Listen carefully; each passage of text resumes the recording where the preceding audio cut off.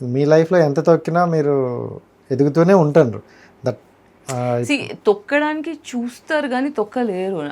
People like me you can't stop. Like main character ఎనర్జీని you cannot stop, you cannot control. God కానీ గాయత్రి గారు నేను ఒక్కటైతే అడగాలనుకుంటాను.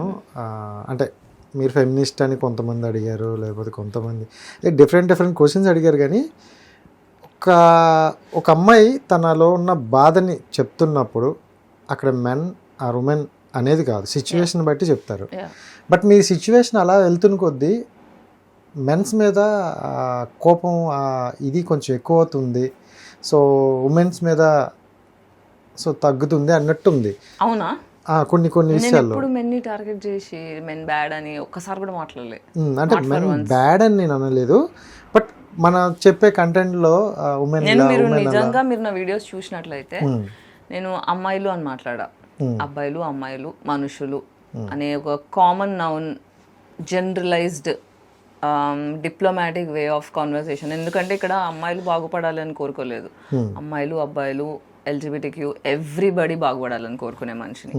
So I don't believe in gender, అంటే ఈ gender ఎక్కువ ఈ జెండర్ తక్కువ అలా నేను ఆలోచించాను.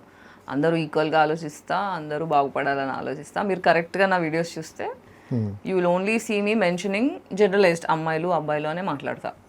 సో ఇక్కడ కూడా నేను ఐ హేట్ మెన్ అనే పాయింట్ అది నా మనసులో లేదు. ఎక్కడ చూసినా ఐ డోంట్ హేట్ మెన్,